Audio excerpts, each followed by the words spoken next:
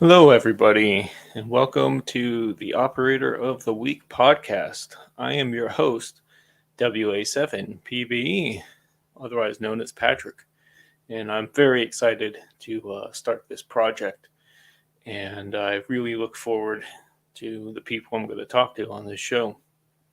I thought I might first talk a little bit about me, who I am, because I don't think a lot of people know exactly who I am.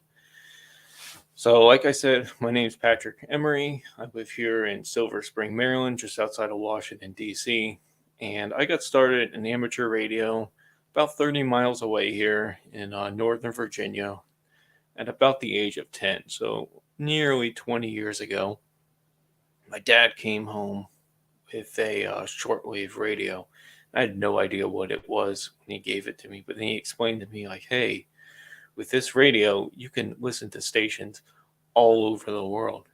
And I thought it was pretty fascinating. So I first started out listening to like shortwave broadcasts from all sorts of different countries. And, I would actively seek out throughout the day and night, like trying to find different broadcasts going on. And back then, I had the book, I forgot the name of the book, but it had all of the schedules in it. I think it's on the World Broadcast book. And I would use that and just search around the frequencies. And then once in a while, I'd hear people talking, and I would be like, who's that talking? That's not a shortwave broadcast. And, I asked my parents and I asked my dad. He's not a ham radio operator, but he said, oh, that's amateur radio operators, uh, like the neighbor behind us. And you could very obviously tell that the neighbor behind us was, in fact, an amateur radio operator because he had a big old Yagi antenna in his backyard. And, you could see that thing from down the street. He kind of lives on top of a hill, too. So I guess that helps a lot. So, anyways, I kept playing with that little shortwave radio I had. And eventually, I broke the antenna. I used it so much. The little screw in there got stripped that held the antenna up. So I went and showed my dad. I'm like, hey, this thing broke. How can I fix it? He said, oh, you know what? Go to the neighbor behind our house and see if he can lend you a hand. So, sure enough, I went to my neighbor's house with my little, what was the brand of radio? It starts with an S. I want to say it's like Sangit or something. I don't remember the brand all of a sudden, huh? Anyways, I went to my neighbor's house with my little shortwave radio. And I said, hey, my parents said you might be able to help me with my problem. He said, what's your problem? I said, well, my antenna's broken. It's like, all right, come down to my ham radio shack. And when I went down into his shack, my eyes lit up. Big wide eyes. I was like, oh, wow, this is really cool. And I said, what's all these radios about? What's all this for? And he said, oh, I talk to people all over the world with these radios. I was like, oh, really? Can you show me how it works? So sure enough, he showed me around his shack and showed me all the radios he had.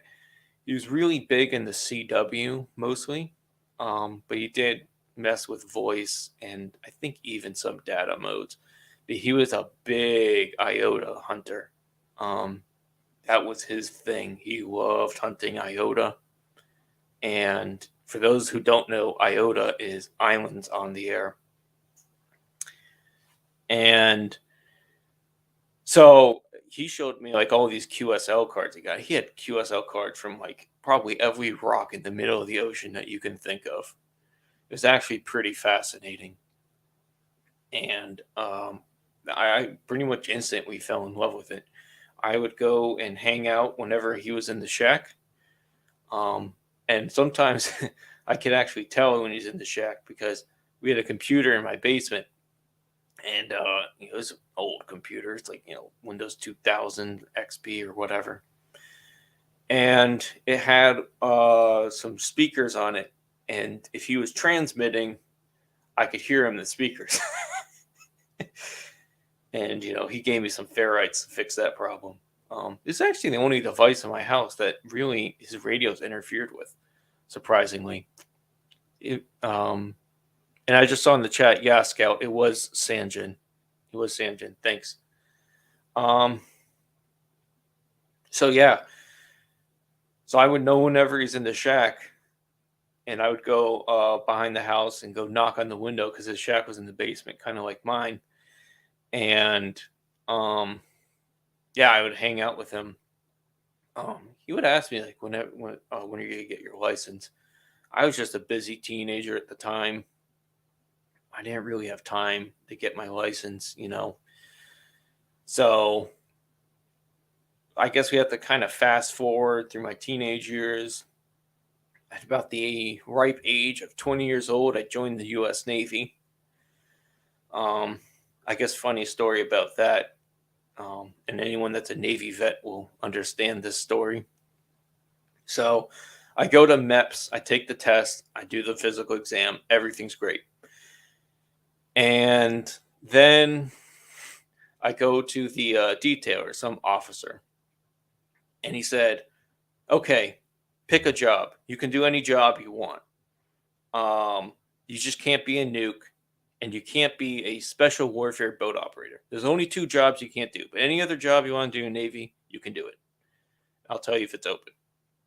Well, at the time, I was a chef, and I think anyone who's been in the service knows where this is going. So I told him, well, I'm a really good cook.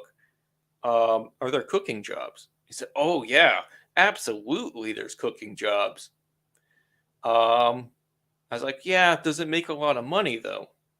And he said, well, even better, I'll put you in for the submarine service, and you'll make even more money than regular cooks. I was like, all right, sign me up. So that's how I ended up in the submarine service and later out into Washington State. And that is where I renewed my interest into the ham radio hobby. And I started out on this program called Hamsphere. I don't know how many folks are familiar with that, but it's like a virtually simulated ham radio program. I have a video about it on my channel if you want to learn more. And that was a lot of fun, and especially in the situation I was in, being on a military base, my ability to put up antennas and run an HF rig and all of that was fairly limited, especially because I was on the submarine base of all kinds of bases. So, I had to be kind of cognizant of how I was operating. So at that point, I decided to study for the technician test. And in 2014, I sat down, took the exam with the Joint Base Lewis McChord Amateur Radio Club, passed it with flying colors. I think I actually only missed like one question too. And I took the general, didn't pass that because I didn't even study. I didn't even think I was going to necessarily pass technician. So then I kind of toyed around with UHF and VHF for quite a while. And, just playing with my Baofeng, hitting repeaters, that kind of stuff. I didn't have a whole lot of time because I was deployed a lot in that period while I was stationed out in Washington. And hence the 7 call sign. If you're ever wondering where I got the 7 call sign from, that's it. I was stationed up in Washington for 6 years. So fast forward to last year, pandemic. I want to revitalize my interest in amateur radio, especially because I started hearing about this activity called Parks on the Air, which is something I think I'll dive more into with my first guest on Thursday. And that definitely was a driving factor in me going for my general license, which I got in November. And now I'm working on my extra slowly but surely. And I'm also working on CW. So here I am now. So you might be wondering, so what's this all about? What's this podcast about? And on YouTube, I see a lot of operators that do a lot of like technical videos, and I really appreciate that. That helps me a lot. But I don't see people getting really personal with other folks, like talking about like how my story was. And I kind of want to do that. I want to, sit down and talk and have a conversation with somebody and learn about their experience in amateur radio. And maybe I can learn something. Maybe they can learn something from me and just talk about, amateur radio and life in general. So let me answer a couple of questions here. So Scout asked, Scout75, by the way, if you're not subscribed to Scout75, please do so. Great YouTube channel. Was I a hunter or a boomer? I was a boomer my entire submarine service. I didn't last my full Navy career in submarines. I was there for a few years. I was medically moved to the surface fleet. But yeah, I'm really excited to start this podcast. This is just kind of a test episode, making sure all the bells and whistles are working correctly. And so far, it seems so good. So I'm really excited about my first guest. I'm not going to spoil it too much, but he's a fellow YouTuber, very big into POTA. So that narrows it down to about 10 people. My second guest I have lined up. He's one of the top hunters for POTA. And I think he'll be really interesting because he's not based in the U.S. either. So some of you will already know who that is. And my third guest I have lined up is actually a couple of folks, and they're going to talk to me about a new and emerging digital voice mode. So that's really exciting. And as I said, I'm just excited to do this, sit down, talk to folks about amateur radio and just about life in general. I love learning about people. It's probably one of my favorite things to do. And yeah. So I really have nothing else for this podcast today. If you have any questions, please go ahead and ask in the chat, and I'll answer to the best of my ability. I don't claim to be an expert by any means. And yeah, so this Thursday, 7 o'clock Eastern Standard Time is the first show. Don't hold me to that schedule. It's going to move around a little bit until I find the best time to do it.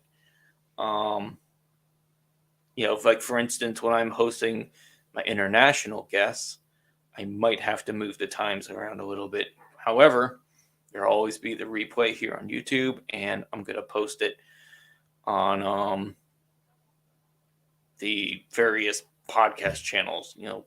I have a service. Apparently, it'll post it all over the internet. So, yeah, without further ado, I think I'm going to call it here at about 15 minutes. And I'm going to wish you all best 7-3s. And thank you, Scout75, once again, for the kind words. I appreciate it. And yeah, if you want to support me, I put some links in the channel. If not, I'm doing it for free. It just helps me get better equipment. That's it. So, all right. Well, best 73s to all, and have a great evening.